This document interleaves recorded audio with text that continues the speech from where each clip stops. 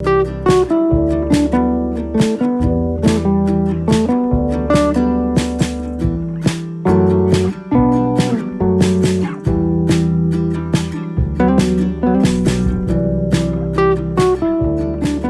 tardes, bienvenidas, bienvenidos a este maravilloso público y tal, que hoy viene a vernos a una sesión más de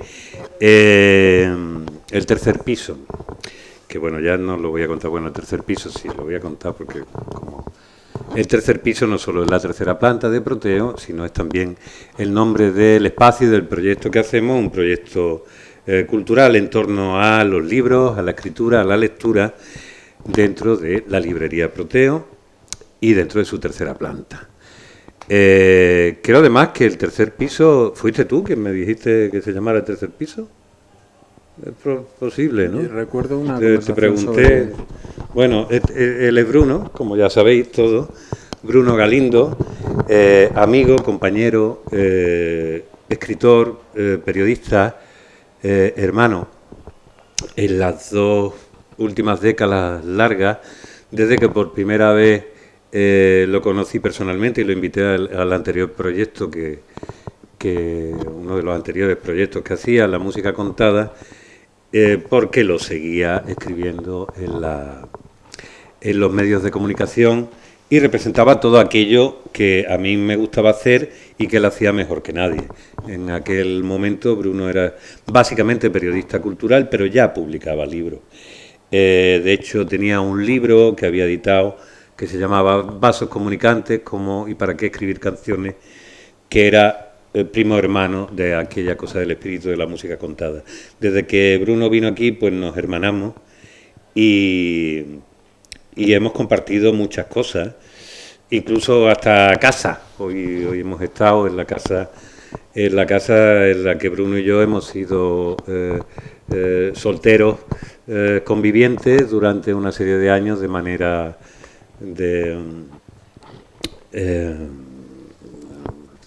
me acabo de tomar un café y estoy un poco así, zombie.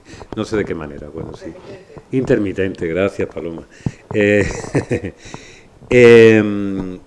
Precisamente la casa donde hemos convivido, que es la mía, en la Cala del Moral, Bruno ya empezó a ir al principio, yendo algunas veces algunos veranos, porque allí estaba lo suficientemente tranquilo y aislado, y yo no sé si allí fue donde empezaste a escribir público. Sí, probablemente. Ahí ¿no? empecé a escribir mi primera novela. Tu primera novela. Y algunas de estas, yo recuerdo que otras no, tuvieron también allí una parte. De hecho, sí me acuerdo, del mismo modo que Toma de Tierra, estabas tú en algunas de estos desayunos o comidas largas que hacíamos. Estabas tú, sí, no sé, tío, sí, escribir, aquello. Sí, hombre, joder, ¿por qué no escribes tus memorias musicales? Y finalmente lo hizo y publicó este libro fantástico. Esto se llama Una conversación equilátera, dando evidentemente título al último de los libros publicados, Equilátera, que es un libro de poemas que contiene a la vez 3 libros de poemas. Ahora explicaremos por qué. El libro Toma de Tierra, que son sus memorias musicales, publicado por Libros del Caos, Equilátera, publicado por Esto no es Berlín Ediciones, y la novela Remake, publicado por Aristas Martínez, ¿cómo dije yo el otro día? Aristas González, ¿no? Algo así. Jiménez, creo. Aristas Jiménez, sí. No.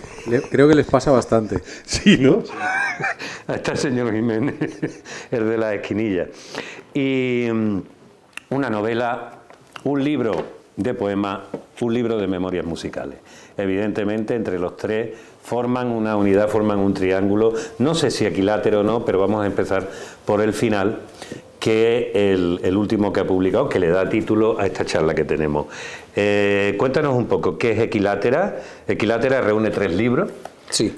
Reúne 3 libros que son fruto de diferentes viajes por diferentes países de África, y que tú descubriste, no sé cuándo, si a posteriori o lo que sea, que uniendo las coordenadas geográficas de cada uno de ellos, como aquí aparecen, No, eso no se descubre a posteriori, no te sale tan No te bien, sale ¿no? tan bien. No te sale tan bien.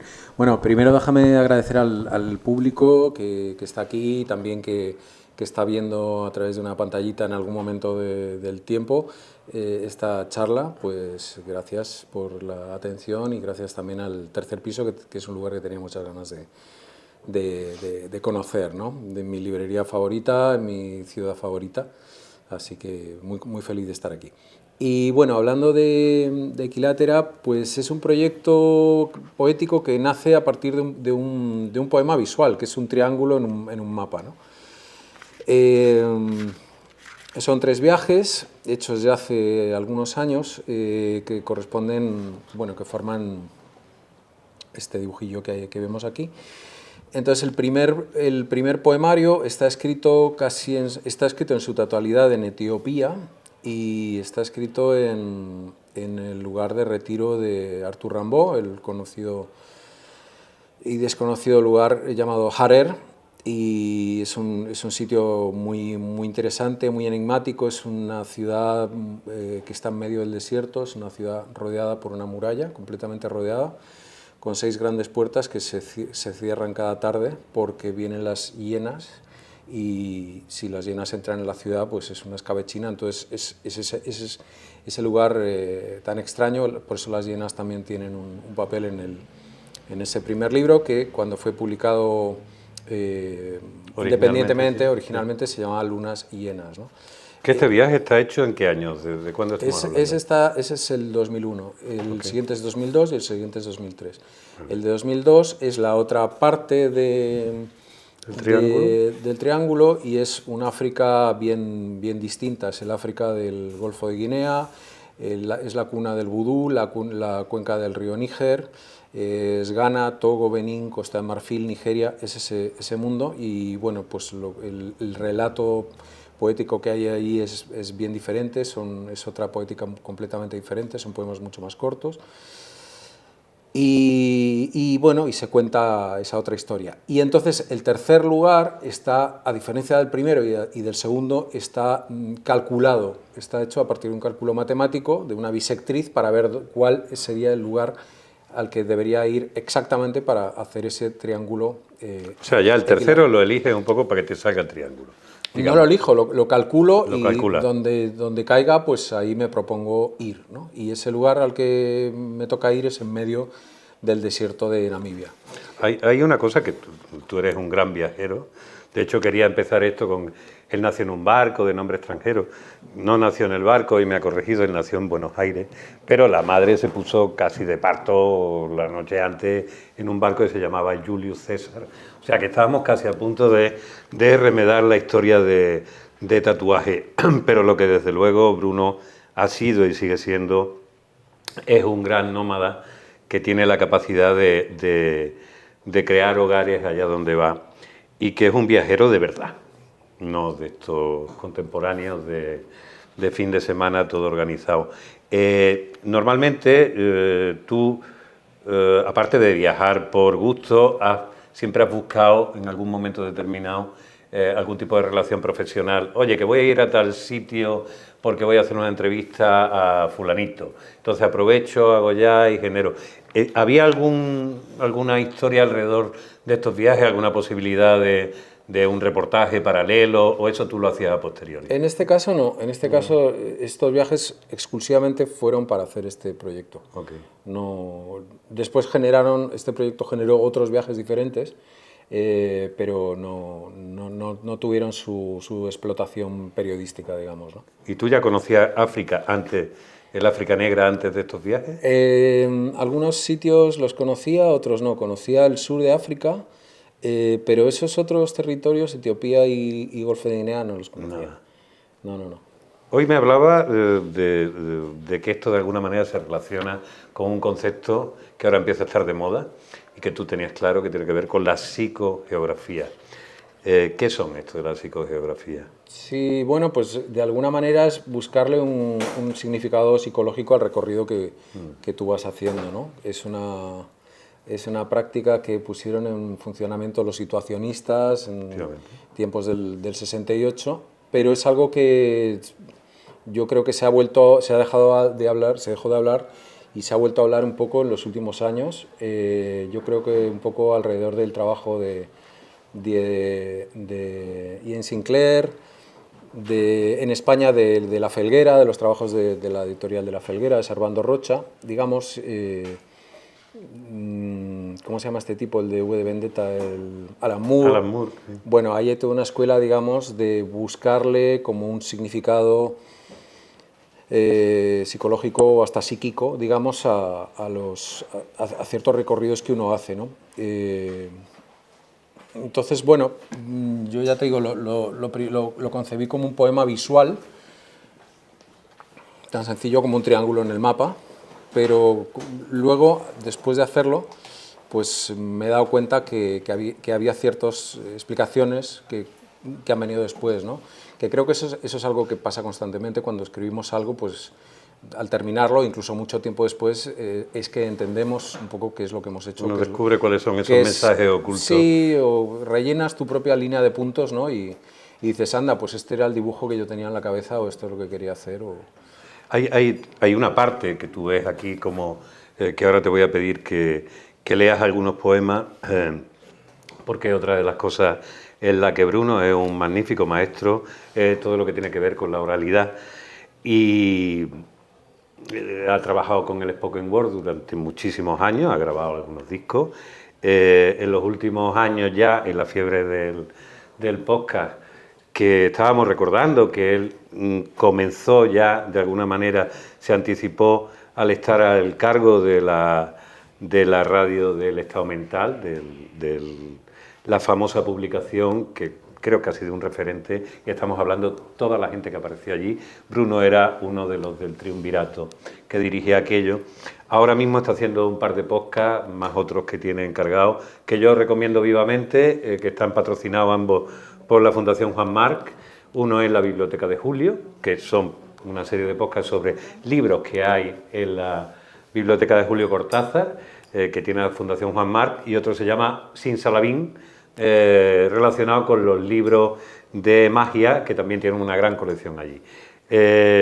Has hecho además en los últimos años, te has preparado concienzudamente también para la grabación de audiolibros, y Bruno ha logrado que su voz sea también un elemento expresivo que va más allá de su pericia como escritor. Pero hay algo que a mí sí me interesaba en esto, es que tus poemas, en tus poemas confluye la visión, una de las visiones que están más claras en tu escritura, de la que se ha nutrido mucho tu habilidad como cronista, como periodista, es la capacidad de ver y relatar, de colocar hechos. Es decir, aquí en los poemas evidentemente hay emociones, pero básicamente tú dirías, estos poemas son fotografías de esto. Estoy viendo una señora que está agachada, que está haciendo estas cosas, o estoy viendo un perro muerto por la acera. Y eso te lleva a contar el poema. Era muy fiel al hecho, y no nada que ver, por ejemplo, con Rimbaud, que estaba diciendo que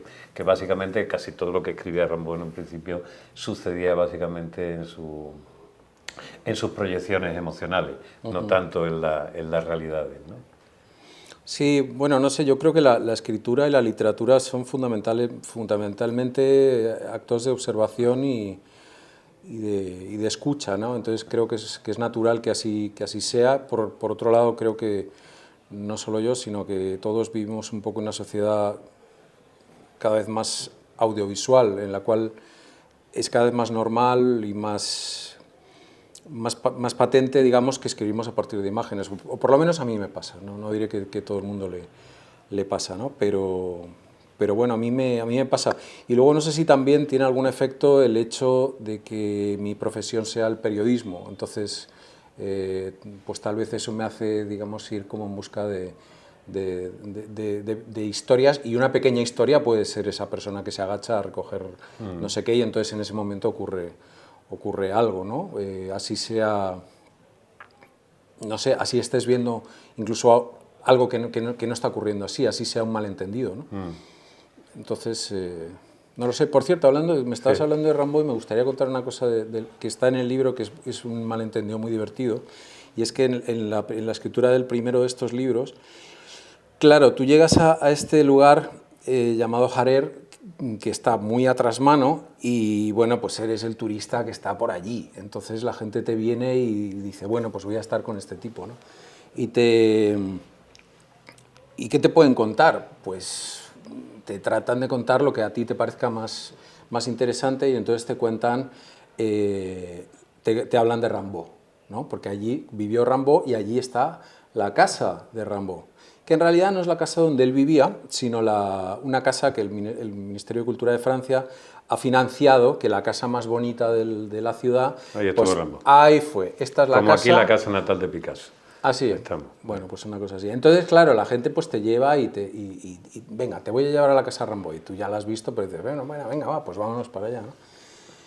Entonces te llevan y te van contando una historia de Rimbaud un poco particular, en la que Rimbaud es un tipo, es un forzudo tremendo, y te ríes porque ya sabes cómo acaba Ya me esto, acuerdo ¿no? de esta conversación, sí. Es un forzudo tremendo, es un tipo con muy malas pulgas, y es un tipo que mata a quien se le ponga por delante. E incluso es un tipo que llega en helicóptero. Efectivamente, ellos te están contando la historia de Rambo. Y tú dices, ok, pues no seré yo quien te estropee la fiesta que tienes en la cabeza con este personaje, ¿no? Hablándote de un poeta francés. De aquel tirillas que tomaba Laudano, ese no era. Déjame de tirillas de poetas y de poetas franceses con su Laudano. A mí yo ya tengo mi Rambo. Y de hecho hay un cartel bastante, o había, no diré que lo hay, pero sí había en la época en la que yo lo visité.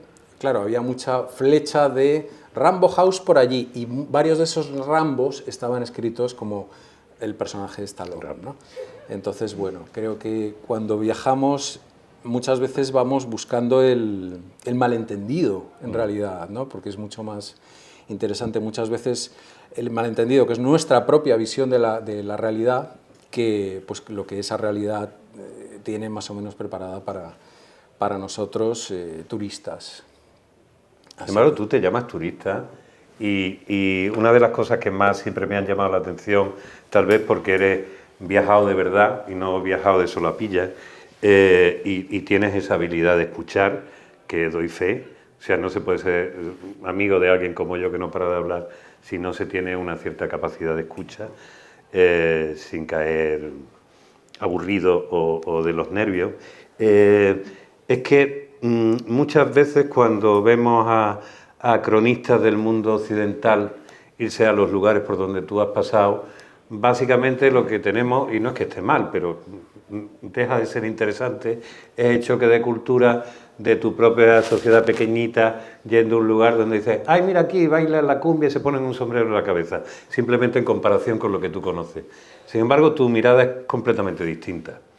Y eso siempre yo creo que le da muchísima más profundidad, porque eres capaz de mirar lo que está sucediendo en tu propia sociedad contemporánea. Tú no dejas de ser un individuo occidental que ha crecido normalmente, principalmente, se ha criado en Madrid, pero ha estado viajando constantemente, pero siempre eres capaz de colocarte en ese espacio de extrañamiento donde no hay nada se da muy poco por sentado, aunque sepas muy bien que si estás escribiendo para el Viajero, o para el Man, o para el Vogue, o por lo que sea, sabes qué tipo de lectores vas a tener y eres capaz de adaptar tu literatura. Y eso yo no sé cómo lo hace, pero lo hace. Y me parece una virtud en este mundo que cada vez empieza a ser más homogéneo, ¿no? Ya, no lo sé, yo creo que voy a contestar un poco con lo mismo que he dicho antes, pero es que creo que el mundo ya está tan cartografiado que realmente muy poco puede hacer una mirada extranjera llegando a cualquier otro lugar distinto al de su residencia. Entonces, lo que más me interesa, digamos, es ese territorio de extrañeza, ¿no? Por cierto, me han dicho que aquí, esta es una ciudad muy machacada por el turismo, creo que ustedes lo saben mejor que yo. Me han dicho que aquí están llegando la gente de los barcos y compran turrón. Sí, porque han hecho unas tiendas de turrón. Ahora mismo hay tiendas de turrón, hay tiendas de chocolates de todas las, no sé cuántas, grandes tradiciones malagueñas, como sabemos, y también de jamón serrano en virutitas y este tipo de historias. Y esto, Bueno, llegan y los compran. pero hemos llegado a un mundo en el cual la gente viene en un barco a esta ciudad para comprar turrón. Exactamente. Pues no tengo nada más que decir, Sí, ¿no? Sí, lo que sí tienes que decir es esto. Quiero que te escuchen, escucharte. Bueno, con el alguno segundo de estos. los libros está escrito en esos lugares que yo enumeré antes del Golfo de Guinea y en particular en una ciudad en el norte de Ghana. Es una ciudad en la cual la mayor parte de la población pertenece a una etnia que es la etnia Ashanti.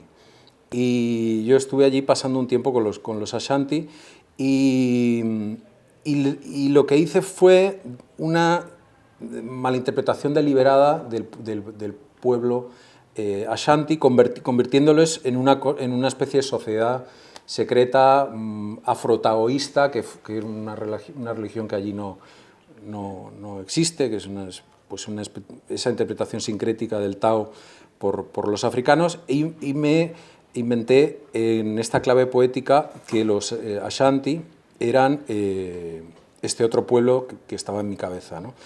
Esto fue algo que me unió mucho con un escritor que considero un buen amigo y que aquí tiene la gentileza de escribir unas notas sobre este libro, que es Enrique Vilamatas. Este poemario y esta parte del libro tiene mucho que ver con los Shandi. Los Shandi es una especie también de secta dandy que protagoniza el libro de Enrique Vilamatas, Historia portátil de la literatura... Historia universal de la literatura portátil, me parece que era. O Historia portátil...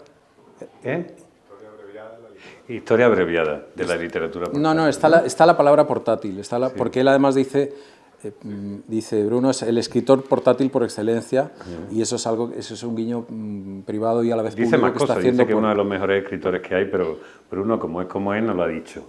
O sea que... Bueno, en todo caso, pues leo alguno de esos poemas de esa parte de los Ashanti, un poco reinventada, a partir de un pueblo que no tiene nada que ver con esta... Que no tiene nada que ver con esa etnia que además se vestían completamente... ¿Cómo se llamaban? Porque eso los conoces tú, estos que eran dandis de verdad y que iban vestidos de punta en blanco. Sí, sí. ¿Cómo eran? Los sapeurs. Que no me acuerdo dónde eran, serían de Senegal o de una cosa de ese estilo. Bueno, estos poemas son poemas muy breves que son como una descripción, digamos, en primera persona, hablando ellos, que ellos no hablan, de esta forma sobre ellos mismos, ¿no? Entonces, por ejemplo, algunos rasgos Ashanti. Diversas virtudes ostentamos, aspiradores de incienso, poetas y empresarios, hijos de rosacruces e indios brahmanes. Somos luteranos y anarquistas, pulsistas, planetarios, budistas clandestinos. Nos comunicamos con falsos afrohaikus. Más acerca de los Ashanti. Somos portátiles, verticales, ambidiestros. Somos bastardos, apátridas, ignífugos. Somos rencorosos y escupimos musas. Somos soberbios y moderadamente antropófagos. Somos, en una sola línea, el sacro y la séptima vértebra. Somos telépatas y físicos, asimétricos, isométricos. Somos antenas, somos de Atenas.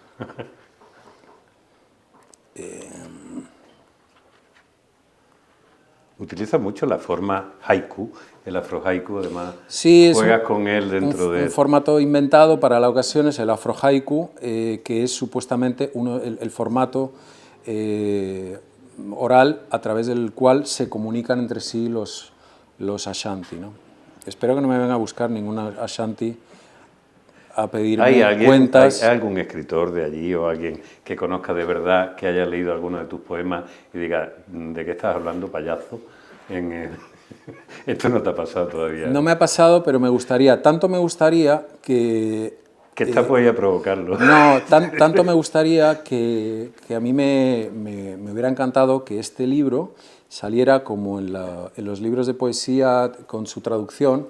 Me encantaría y ojalá algún día lo consiga. En Wolof y en... Que saliera la traducción en castellano, en español, y en su página contigua saliera para el primer libro que apareciera su versión en amárico, que es el lenguaje de los etíopes, el segundo poemario que saliera en lengua, o sí, en Wolof o en Bambara o en Songhai, por hablar de algunas de las letras de los idiomas de estos países, y que el tercero de los poemarios apareciera en la lengua, por ejemplo, de los bosquimanos, que es una lengua muy interesante porque es una lengua que en su oralidad utiliza chasquidos, hablan como... Y tiene una transcripción muy hermosa, ¿no? Cuando he podido ver eso escrito es muy particular. Estuve viendo lo de lo amárico cuando leí el libro y lo que no sabía es que había también ciertas dificultades, tienen ahora los filólogos en la transcripción de esta lengua, directamente. O sea que hay... ¿Y tú habías escuchado algo de estas lenguas anteriormente? Solamente en los viajes, solamente por allí, y en la música. En la música, en muchos casos, en la música. Pero no en este caso en particular, ¿no? Bueno, leo uno más. La postura del caballero. Somos dragones completos. Eliminamos la teoría tras librar combates épicos. Nuestro aliento vital es capaz de buscar otro cuerpo. Caminamos con rebeldía mientras se desploman las ciudades. Poseemos más oro y plata que todo el resto del mundo. Estamos preparados para pasar hambre, curamos las enfermedades sin dar tiempo a los síntomas. Somos capaces de evitar incluso lo inesperado. Siempre estamos 5 minutos por delante. Bueno, sigue, pero yo creo que podemos, como vamos a hablar de más cosas... Vamos a hablar de la parte equilátera, ya que has hablado de la música... Perdón, y otra cosa más. Me gustaría decir, que es la primera vez que lo digo, el segundo poemario recibió el premio de poesía Rafael Pérez Estrada, que es un poeta de aquí, de Málaga, lo cual a mí me llena de orgullo poder acordarme de eso en Málaga. Deberías presentarte al premio esto de aforismos, Pérez Estrada. Digo que te lo llevabas de calle.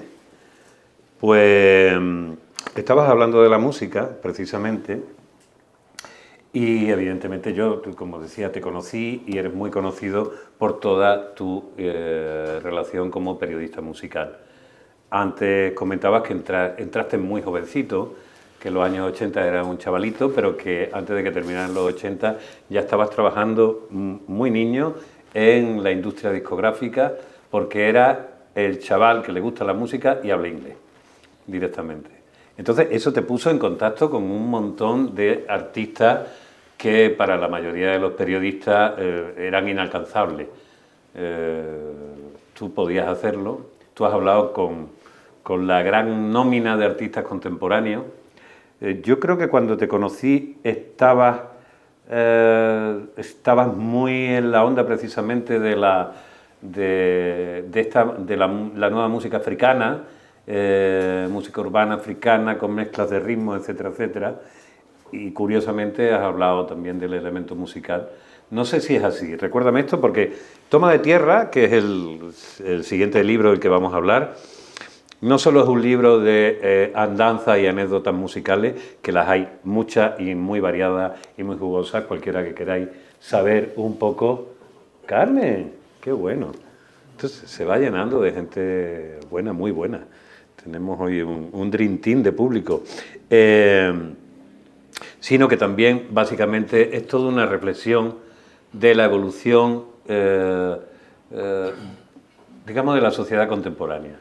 Del señor o del chico que amaba la música y que supongo que se acercaba a los músicos como si fueran la representación de lo máximo que se podía alcanzar, tus verdaderos héroes, a el que fue descubriendo poco a poco cómo estaba construido aquello y cómo la sociedad contemporánea se ha ido disolviendo, qué papel ha tenido la industria musical y la música a la hora de definir y de disolverse y de convertirse en nada, y los sueños que teníamos, que hablábamos antes también en privado, los sueños que teníamos de cambio, donde realmente no se ha cambiado una mierda en todo este tiempo. Cuéntame un poco cuál es el espíritu de Toma de Tierra y si digamos que esa visión que tú vas haciendo, fantástica y afilada a través de los capítulos de cómo funciona la sociedad contemporánea y la industria musical, fue surgiendo a medida que tú ibas tirando del hilo, o ya tenías muy claro cuál era el objetivo de Toma de Tierra. Bueno, el objetivo de Toma de Tierra, yo no sé si esto está... Sí. A ver, yo creo que en la actualidad la música, no sé si es una opinión quizá un poco categórica, pero yo creo que está en un territorio de cierta irrelevancia, al menos comparado con las décadas anteriores, ¿no?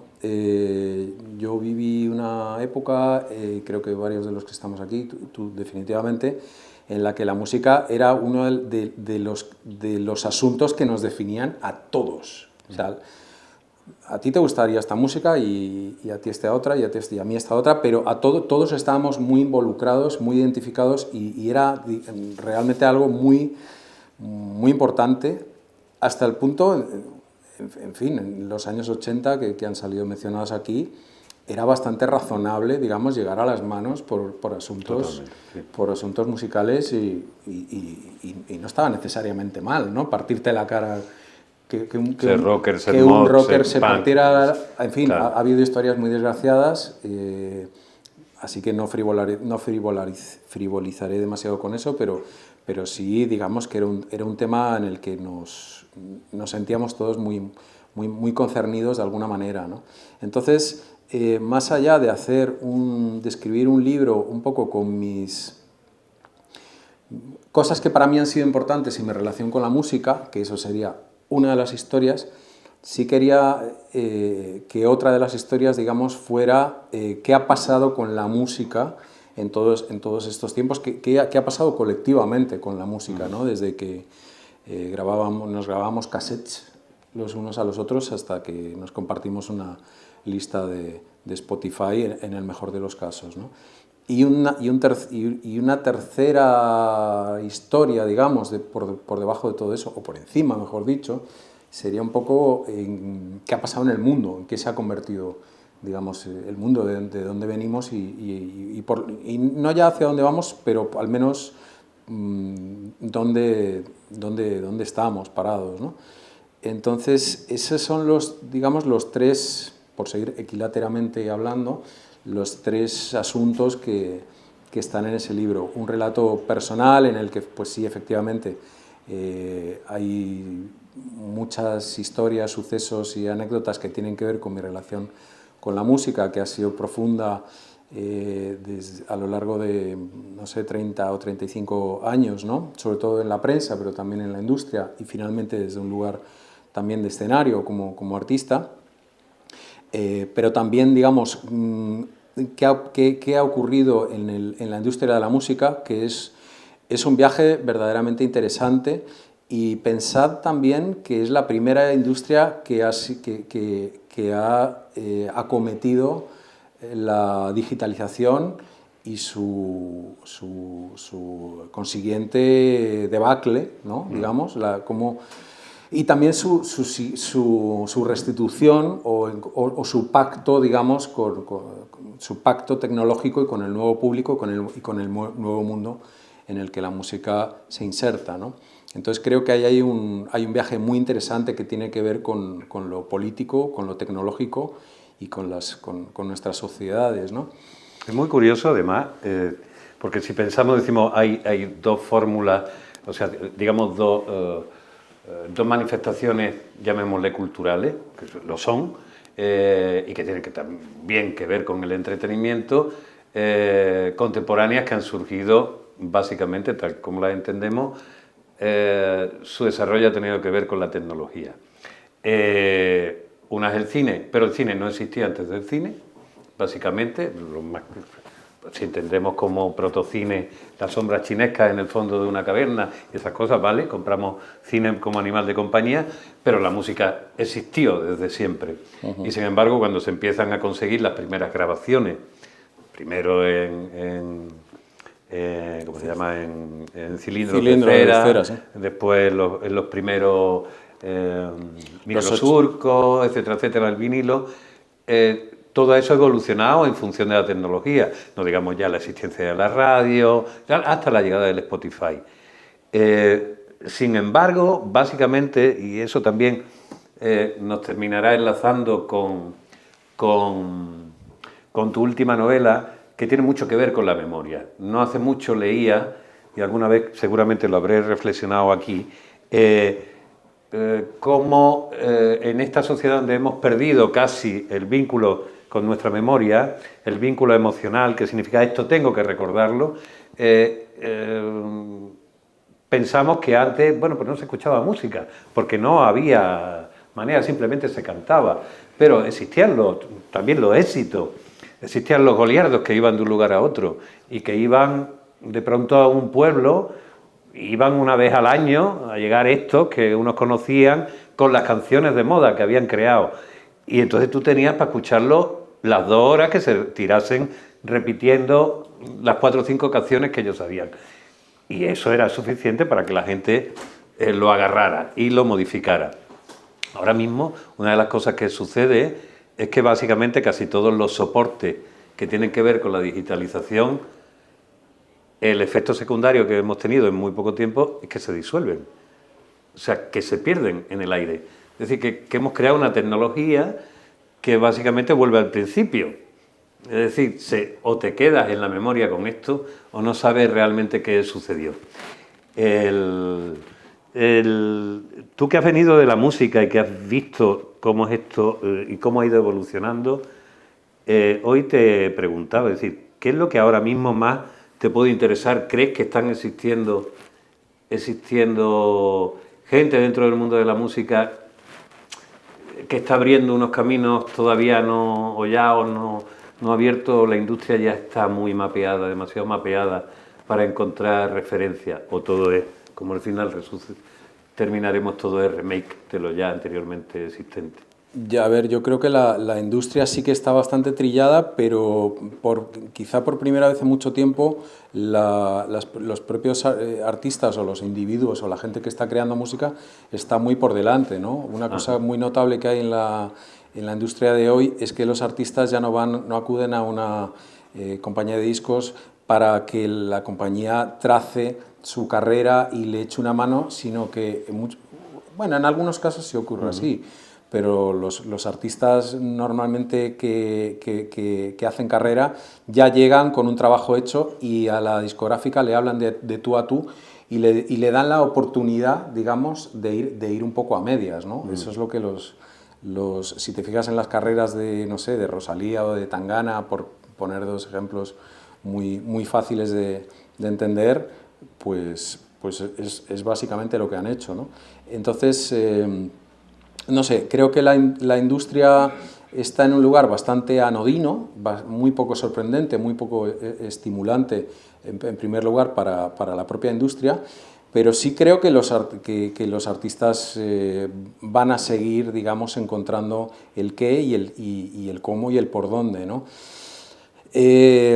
Siempre es así. Creo que sería inadmisible ponerse en ese lugar del pensamiento de es que esto ya no es lo que era, o ya no se hace música, o ya esto ya no es música. Sí, pero no lo llames música. Me parece, escucho a gente, incluso de mi generación, hablar de esta manera y me entra bastante sonrojo, ¿no? Hay que ver la música como una larguísima cadena que llega, pues tú has insinuado dónde puede llegar a arrancar y dónde va a seguir. Entonces siempre va a haber lo que haya en cada momento, ¿no? Y en este momento, bueno, pues tenemos lo que hay, te puede gustar más, te puede gustar menos o qué sé yo. ¿Y hay espacio a partir de determinada edad para que uno siga emocionándose? Porque evidentemente cuando llegamos somos tan vírgenes que cualquier riff que nunca hayamos escuchado, cualquier movimiento, cualquier voz, y ahora decimos canta como tal, toca como tal.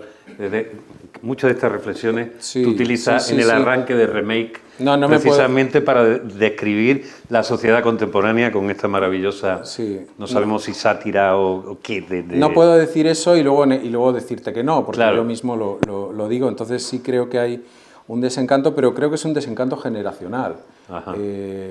Quizás es un desencanto de nuestra generación o de generaciones más veteranas, o puede serlo, pero no es un desencanto que tenga la gente más joven. Lo que sí creo que ocurre es que cuando nosotros empezamos a escuchar música, había música y 2 cosas más, y ahora hay un millón muchas de cosas más, entonces incluyendo la música. Es fácil que la música en ese sentido tenga menos poder o que tenga otro poder diferente, tal vez, y que esté más asociada, digamos, a un asunto pecuniario y a un asunto de clics y a un asunto tecnológico utilitario que creo que lo afea bastante si lo ves al lado de cuando se vendían los discos. Creo que ahí se ha perdido algo, sí, creo que se puede decir que ahí el cambio del disco vendido al click y al bot, digamos, yo creo que ahí se ha perdido algo, creo que eso no puedo evitar decirlo, ¿no? Pero esto sigue, esto va a seguir siempre. ¿Quién sabe cómo será en 10 años o en 100, ¿no? Esto que hablamos que tiene mucho que ver con el proceso, llegar a algo que deseas, es decir, si tenemos el deseo como el principal motor de, por lo menos en nuestra civilización y probablemente de la existencia del hombre, ahora se ha sustituido eso que llamamos deseo, o un deseo por una especie de sucedáneo del deseo.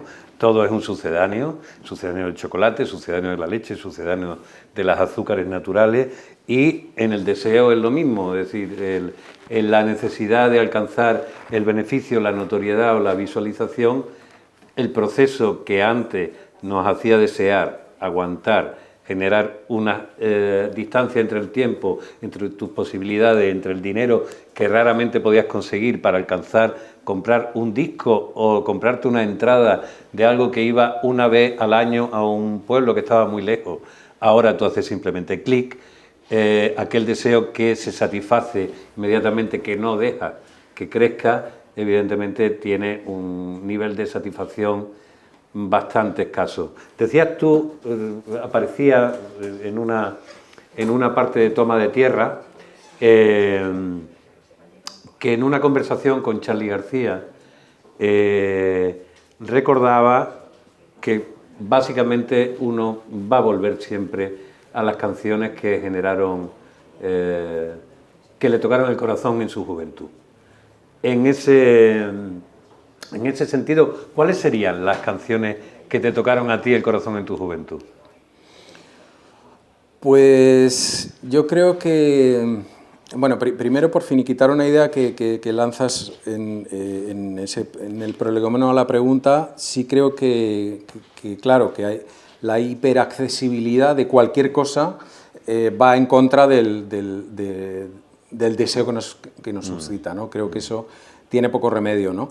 Y respecto a la música que a mí me ha gustado más, pues yo creo que todos de alguna manera nos empatamos con la música que está sonando allí donde estamos y en la época que nos toca vivir, ¿no? Entonces, en ese sentido, a mí hay muchas cosas que escucho ahora que me suenan horribles, pero me doy cuenta que es la banda sonora de este tiempo y de este momento. Y si vivimos un tiempo que atraviesa las dificultades para la gente más joven que esta gente tiene que soportar, pues seguramente llegas a la conclusión de que la música urbana, por ejemplo, que es menos pulida, que no tienen...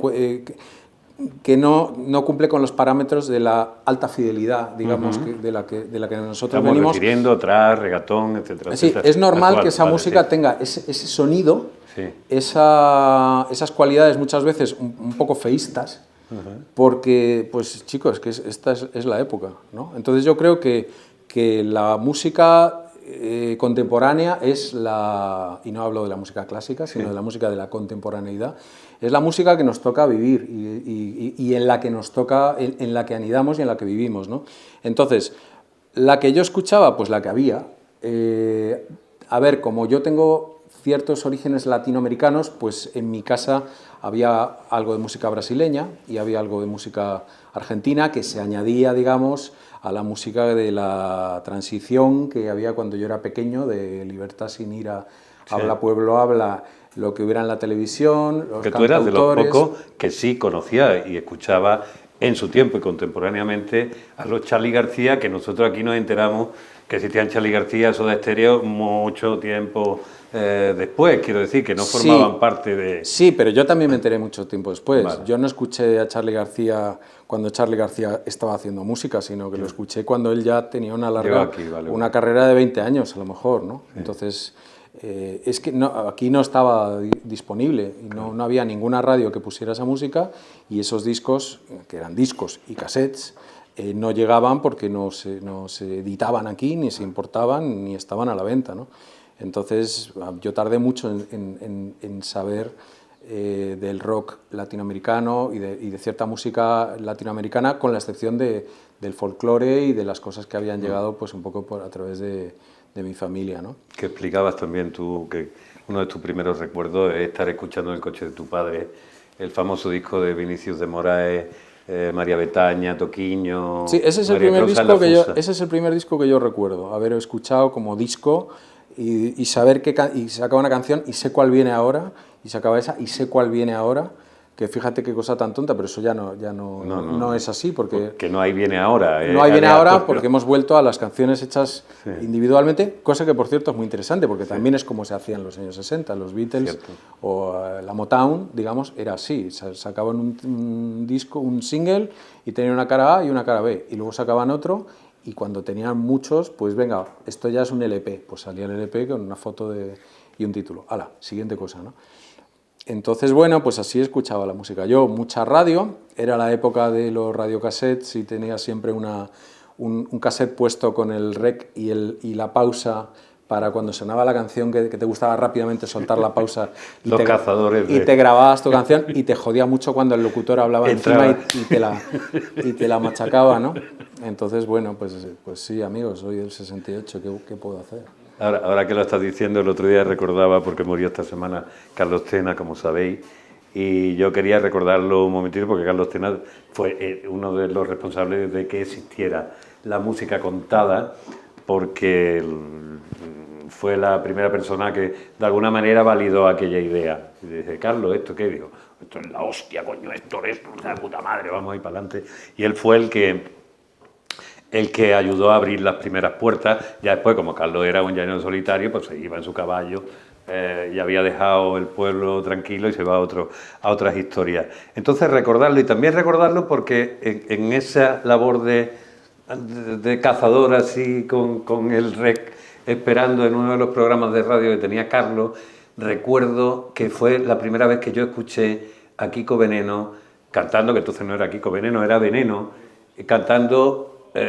Me acuerdo de la voz de Carlos, lo tengo que tener ahí metido en las partes de atrás de un cassette, que tú sabes que aprovechábamos todos los huecos de la cinta, aquí media cinta llegaba la primera de estas, y estos 13 minutos que quedaban, tú grababas cosas online. En mi caso tenía unos fantásticos solos de Jesucristo Superstar en mi casa, con mis hermanos gritando de fondo y esas historias bastante sonrojantes.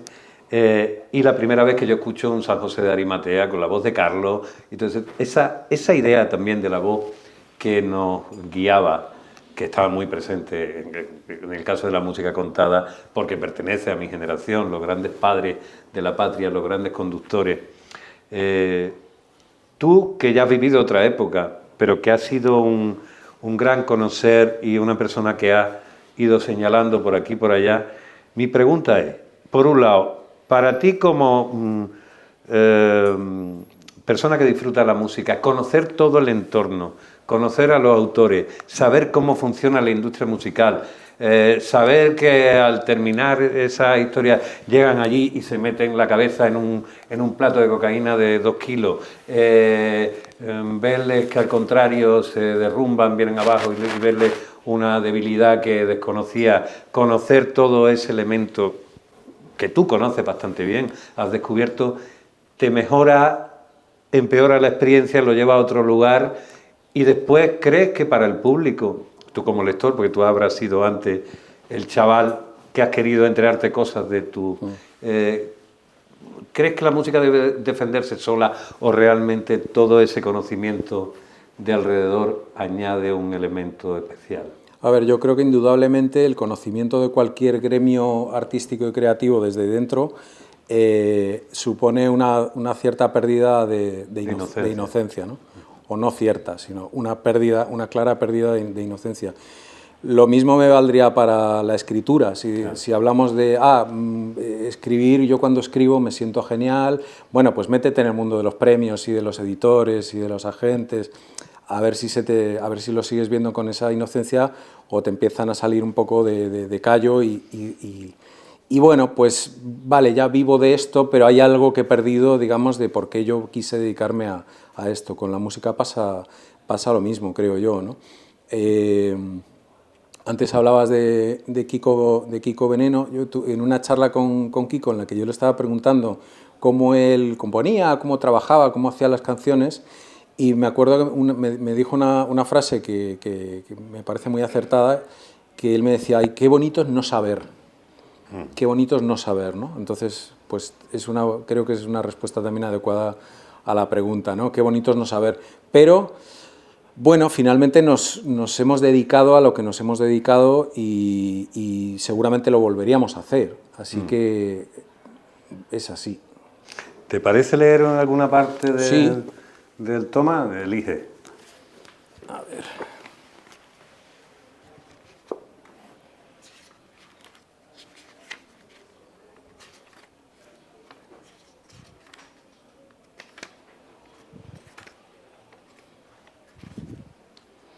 Pues tal vez un poco sobre lo que estábamos hablando del principio de las aficiones, ¿no?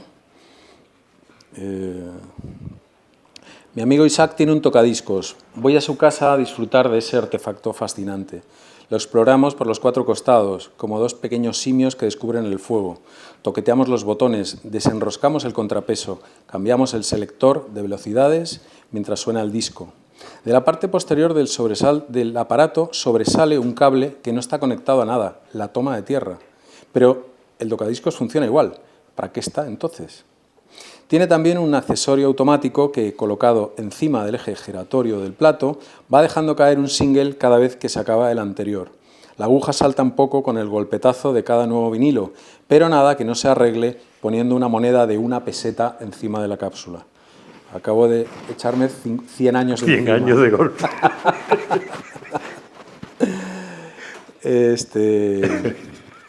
¿Cuál ha sido? Y sobre la pérdida de la inocencia y la profesionalización, digamos, a ver si encuentro una parte en la que hablo un poco del periodismo, que es el oficio al que nos hemos dedicado tanto tiempo. Claro, ahora no lo encontraré. ¿Puedes decirle algo al público mientras lo busco? Mientras el público además puede recordar que puede preguntar, intervenir y esas cosas, por Dios, que estamos para eso. Y además nos dejáis, por cierto, no me he traído agua. What the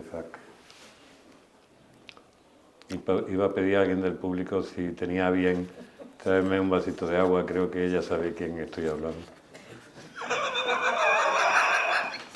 ¿Habéis visto lo que es la complicidad? La sutileza. Gracias, cariño.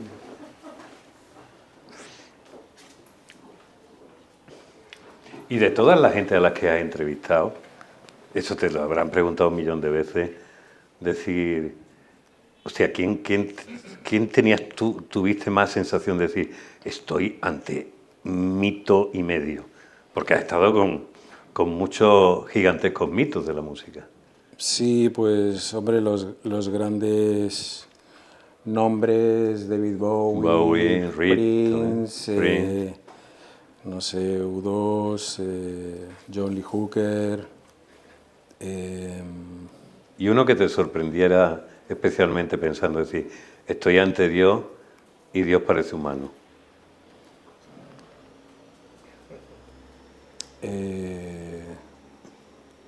No sé, Kiko Veneno. Kiko Veneno. No, pero Kiko Veneno no parece un dios. No, parece es un dios, parece humano y después parece el le pájaro salen loco. alitas de pollo por Sí. detrás. Sí, es verdad. Bueno, a ver, mira, no lo encuentro, voy a leer otra cosa. Es un libro fantástico. Bueno, recuerdo ya, desde lo que pasa aquí, son todos colegas. Y los colegas gastan poco dinero en el libro. Que aquí es una librería. Vivimos de la venta de libros. Él lo firma después y hace además, lo va a escribir con la mano izquierda, que está aprendiendo a hacerlo. Y gracias, cariño. Y además, sin que nadie se entere, hacemos un descuento. No se puede decir.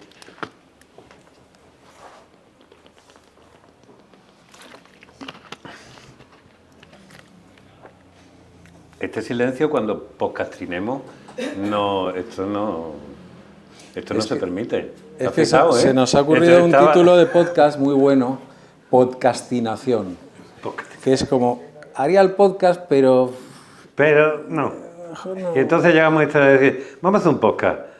¿Hoy no traías tú el libro? Hostia, me lo dejo en la casa. Ay, no, está ahí. Joder, hostia. Es que no tengo ganas, no me he traído las gafas.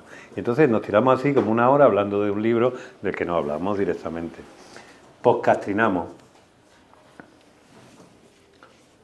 Bueno, ya, ¿no? Que Sí, ya. Algo Esta era una performance donde él hablaba, en realidad no hay nada escrito en este libro. Bueno, mira, Venga, leo yo que sí. se leo Esta, cualquier cosa. Una de las cosas más... Mira, como estábamos con África, esta es de un artista africano. Una de las cosas más curiosas de la música es el modo en que es registrada en nuestra memoria. Como cualquier otro fenómeno sensible, la música es pura subjetividad y se manifiesta de un modo intransferible para cada uno de nosotros. Nos gusta volver a escuchar las canciones que nos han marcado porque anhelamos sentir lo mismo que la primera vez. Y eso es algo que nos puede llevar al siguiente libro. Me cuenta el rapero francés MC Solar que por un desajuste en las máquinas de duplicación de cassettes en Senegal, todas las copias senegalesas de su cuarto álbum MC Solar, fabricadas en ese país, suenan a un ritmo ligeramente acelerado. Cada vez que el rapero va a actuar a Dakar, varias personas le hacen notar que sus conciertos no tienen el debido ritmo. ¿Qué te pasa, Solar? Dale caña. ¿Cómo se soluciona algo así? ¿Quién tiene razón? La música la siente cada uno como la recuerda. Poco tiene que decir este autor sobre eso. Este solo es dueño de la idea que pretende lanzar, y aún esto podría discutirse. El caso es que cuando va a actuar a Senegal, MC Solar no tiene más remedio que cantar más rápido. Bueno, pues esta aneccdotilla. Como decíamos, esto es una conversación equilátera basada entre el libro, el último remake. Estaba muy bien lo que estaba buscando y no he encontrado, pero bueno, si os gusta el libro... Bueno, lo hacemos a los que nos acompañéis después a tomarnos la cerveza y el festejo posterior que tenemos que festejar. Terminamos en remake, que aunque no es el primero, no es el último, sino el primero que sale publicado, de alguna manera reúne este ideal. Lo primero que te voy a preguntar es, has decidido que sea equilátero, que aparece lo equilátero en todos los libros. No ha elegido a Isósceles, no ha elegido a Escaleno, no sé si porque no te gustan los nombres, equilátero o siempre quisiste encontrar esta especie de triángulo donde todo fuera perfecto. A mí me gusta mucho el 3 en la escritura. Siempre que hay que poner ejemplos, pongo 3, porque me parece que si pongo 2 no he convencido y si pongo 4 he roto una armonía. Entonces creo que el 3... A ver, no creo que sea yo solo, yo creo que el 3 tiene una redondez, digamos, que es muy, muy útil. Eso tiene que ver con el libro Equilátera. Por lo demás, bueno, estos son los 3 libros que yo he publicado en estos últimos 3 años, 2022, 2021, 2020. Han sido, pues, los libros de mi pandemia y es, en parte... tiene que ver con la actividad que he tenido durante el confinamiento, los confinamientos, o escribir, o reescribir, o rematar, o agrupar, digamos, estos libros.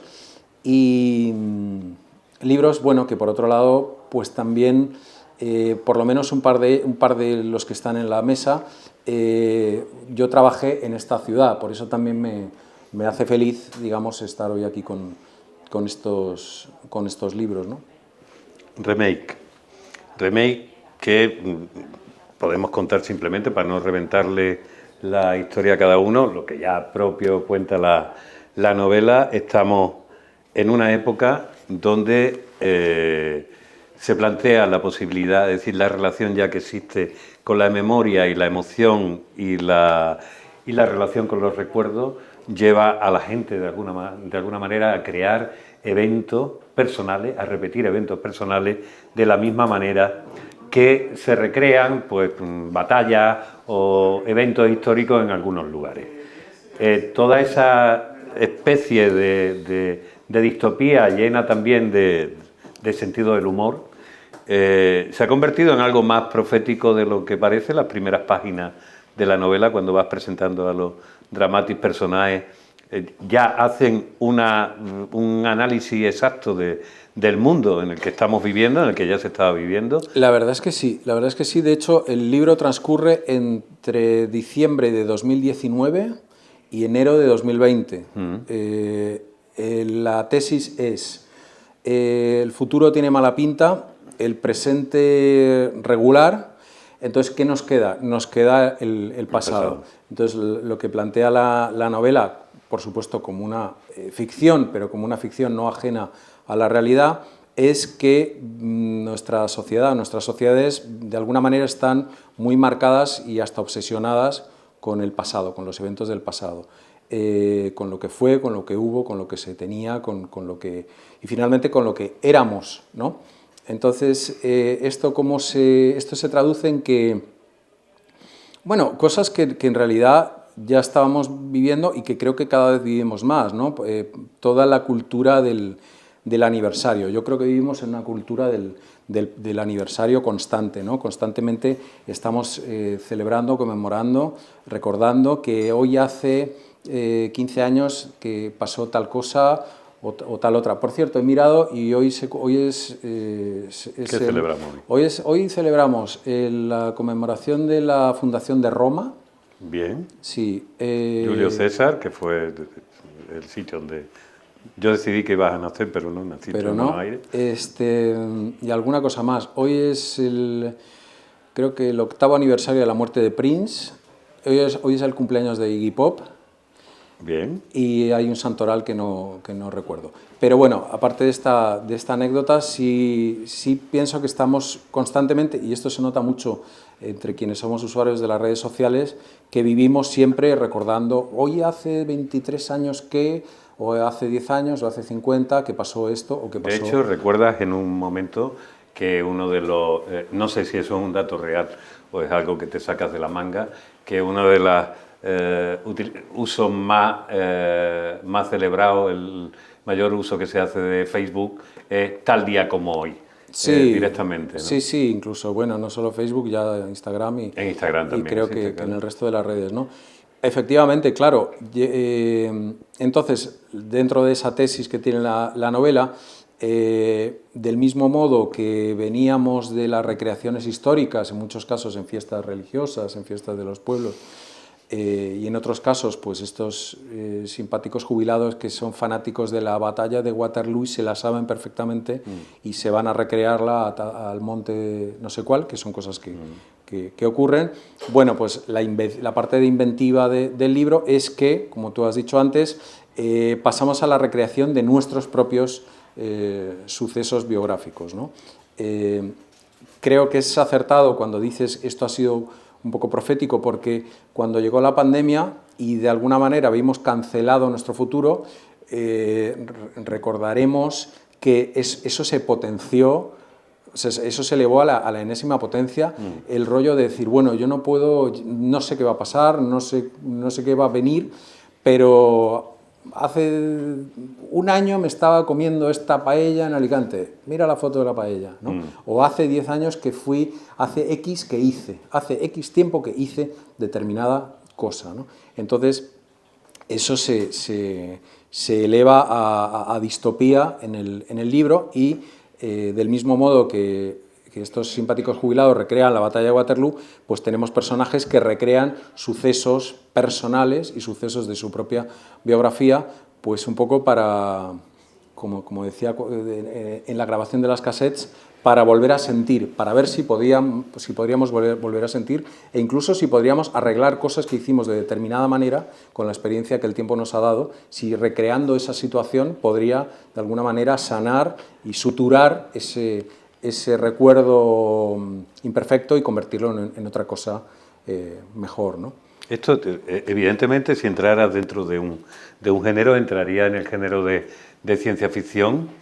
Tú también eres, bueno, ciencia ficción, distopía, realmente está ahí intermedia. Tú eres también bastante seguidor, has estudiado mucho a un escritor como Ballard. ¿Qué relaciones tienen con el género?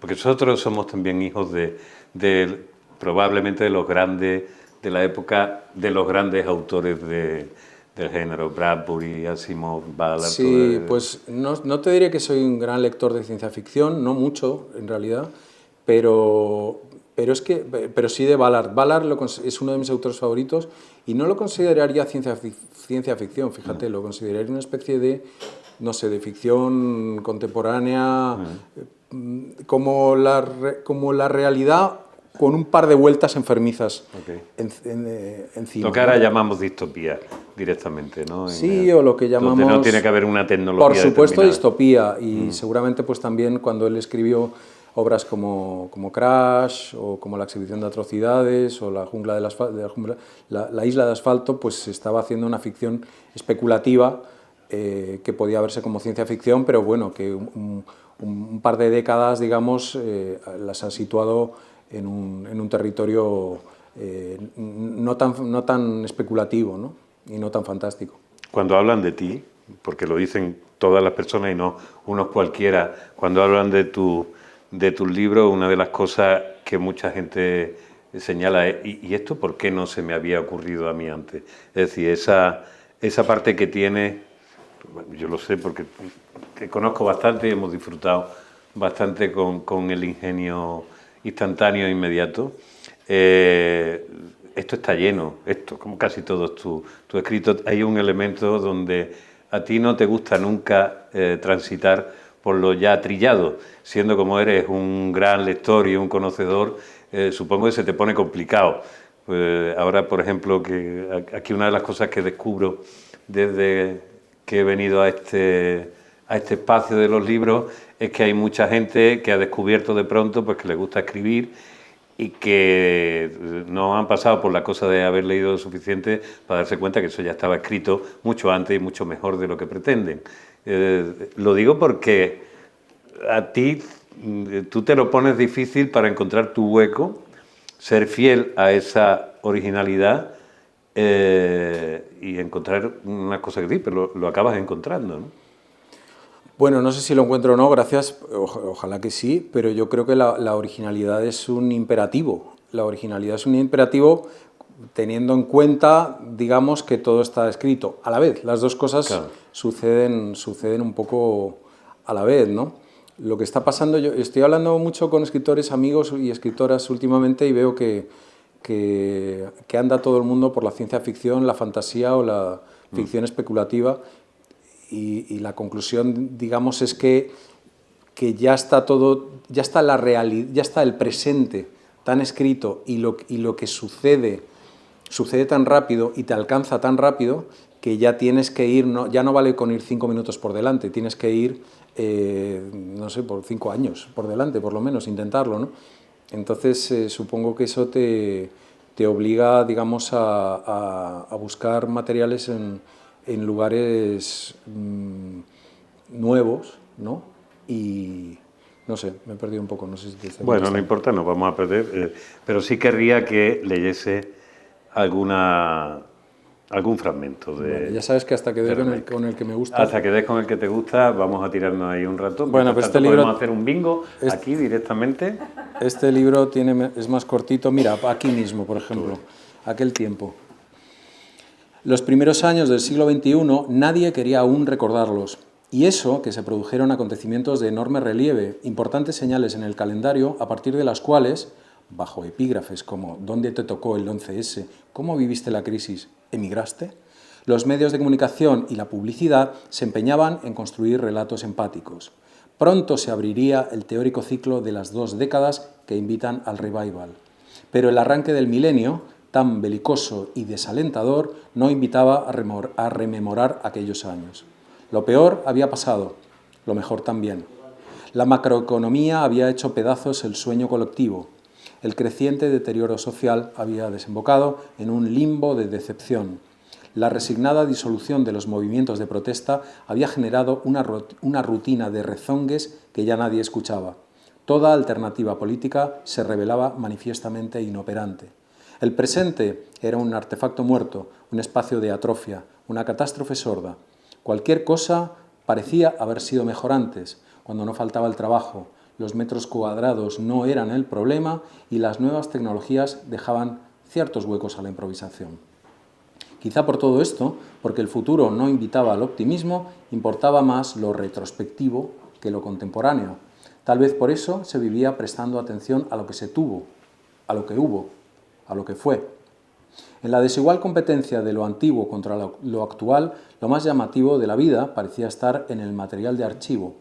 Bastaba con echar un vistazo al periodismo para comprobarlo. Todos los días hacía 10, 25 o 50 años de algo que merecía la pena recordar.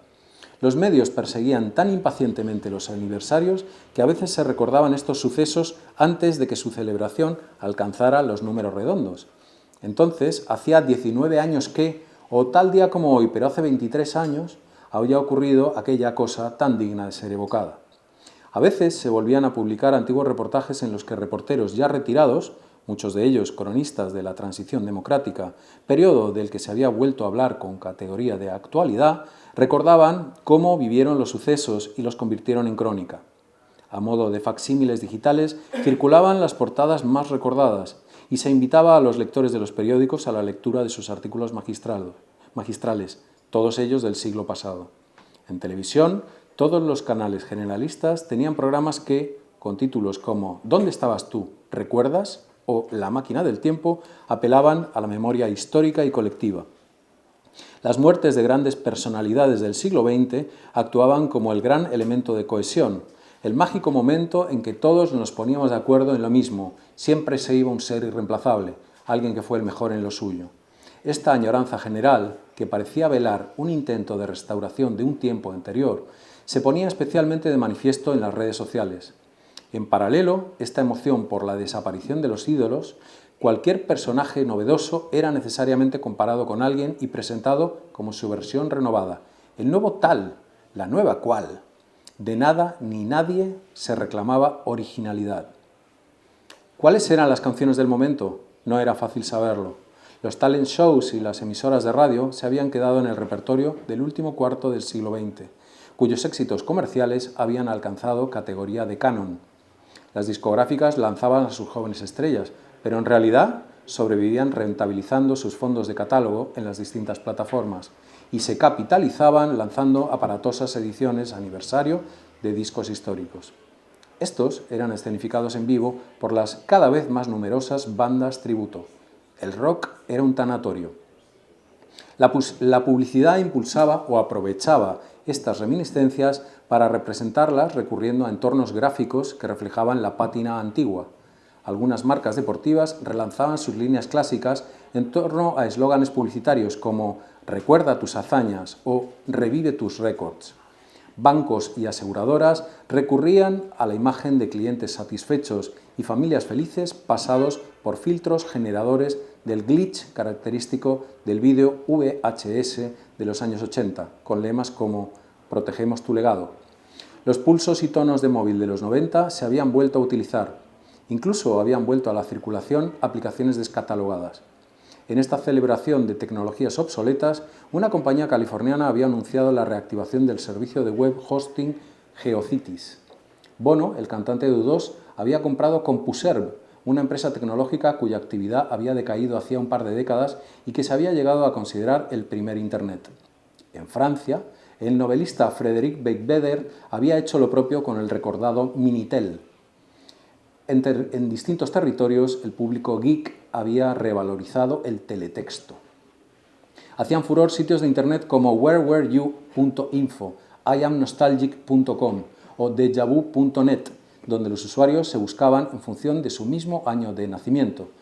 Se encontraban los que habían estudiado en un mismo colegio o se intercambiaban recuerdos los asistentes a un concierto o espectáculo deportivo al que habían asistido. En Twitter triunfaban cuentas como Retronaut o Rewind. En Instagram se había popularizado la etiqueta Throwback Thursday, que invitaba a publicar fotos antiguas ese día, aunque sus usuarios ya lo hacían cualquier día de la semana. La función Compartir recuerdo era la más utilizada en Facebook. Sonaba bien cualquier cosa con el prefijo re. Un suplemento cultural había definido aquel tiempo como de cliolatría, por Clio, musa griega de la historia, y latris, devoto en griego. En la sociedad melancólica, en ese tiempo que no se movía, el pasado era el mejor patrimonio. Había algo de fin de la historia, de guerra perdida, creía él, el personaje. A mí me parece muy bueno. Me parece muy bueno. No sé en qué hora estamos, perdón, en qué día estamos. Bueno, estamos cerca del fin de la historia. Vamos a ir rápidamente a una cosa ya que la hemos traído, que tiene que ver con... es algo que le pedimos a todos los invitados y que tiene que ver con recuperar la función que las librerías, esto ya ha dejado de ser equilátero y ya se está convirtiendo en un polígono de no sé cuántos lados. Como decimos, las librerías deberían ser siempre han sido unos lugares donde se actúa como guía y prescriptores de otras lecturas. Entonces a cada uno os pedimos a todos los que venís aquí que señaléis de manera episódica 5 libros que de alguna manera estén en vuestra labor como autores. No tanto 5 libros favoritos, sino 5 libros que de alguna manera os definan.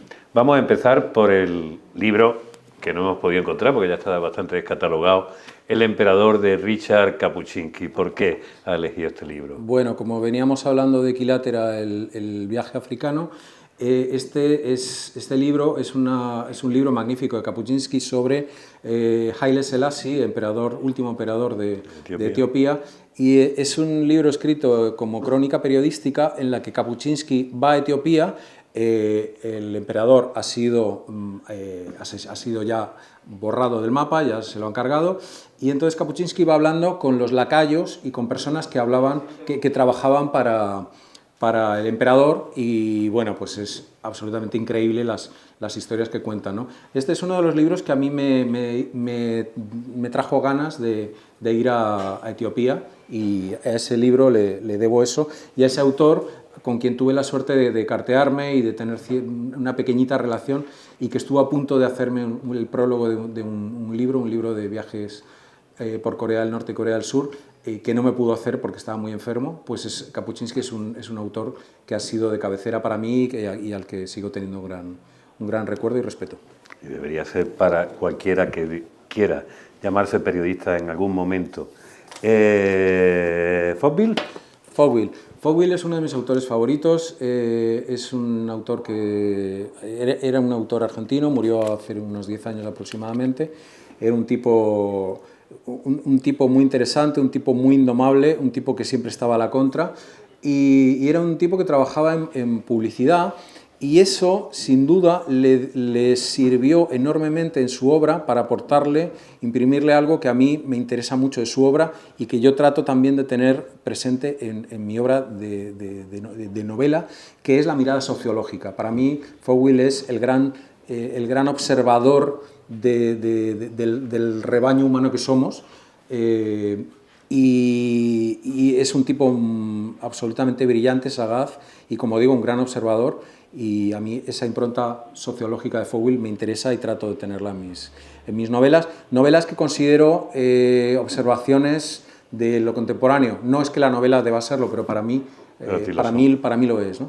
Entonces Fogville me aporta eso. De Samantha Schweblin. Samantha Schweblin es una de las autoras que más me gusta e interesa. Es una autora de cuentos, sobre todo. Creo que tiene novela, pero fundamentalmente de cuentos. Ella es argentina, vive en Berlín, y tiene una mirada retorcida que me gusta mucho. Este libro, Kentuckys, es una serie de relatos alrededor de un mismo tema. Los Kentuckys son como unos muñequitos que se ponen de moda, como unos tamagotchis, si recordáis alguien los tamagotchis, como unos muñequitos que tienen unas cámaras en los ojos, de tal manera que permiten que una persona desconocida que está en alguna parte del mundo sea observador de la vida de la persona que compra el Kentucky. Entonces, de eso va, todos los cuentos hablan un poco de historias muy distópicas, muy retorcidas, alrededor de ese objeto voyerístico que bueno, pues yo lo recomiendo. Está viendo un Gran Hermano individualizado. Te gustará si te gusta Black Mirror. Ok, te gustará si te gusta Black Mirror. Tú sabes que me gusta Black Mirror y que nos gustará. Y he visto además que tienen así como una cabecita de conejo, como los rabbits de David Lynch, del que hoy hemos conseguido salir sin hablar hoy no hemos hablado al revés. Eloy Fernández Porta, Los brotes negros. Bueno, Eloy es un grandísimo ensayista y performer y le tengo en cuenta por este libro. Igual que él considera mi libro Toma de Tierra hermano de sus brotes negros, yo considero Los brotes negros también hermano de Toma de Tierra. Es un libro sobre el muy traído últimamente tema de la ansiedad y la salud mental, y él lo relaciona mucho con el oficio, el oficio artístico y el oficio, digamos, de estos mundos, la gestión cultural, el periodismo y su decadencia y su momento actual.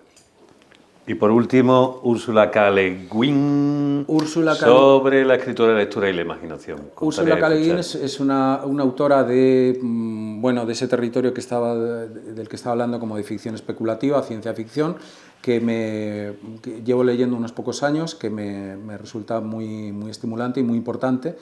Y bueno, y lo próximo lo último que he escrito, que es una novela que espero que vea la luz muy, muy pronto, pues es deudora de... esa novela tiene cierta deuda con el trabajo de Úrsula K. Le Guin. ¿Se puede saber más o menos de qué va? O mejor rompe bastante la secuencia de mi primera novela, El Público y Remake. Sigue teniendo un poco esa mirada sociológica de la que hablaba con Fogwill. Y bueno, es una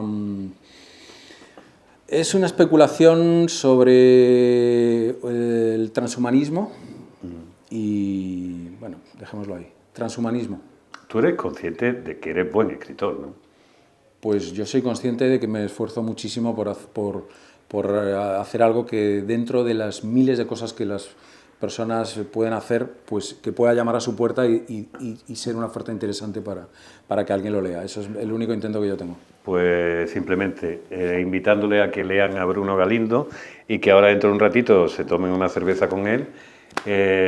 Yo lo único que les pido es un fortísimo aplauso para mi amigo hermano Gusano, uno de los mejores escritores y periodistas que tenemos en este país. Gracias. Muchas gracias. Héctor Márquez, Prometeo, El tercer piso, muchas gracias.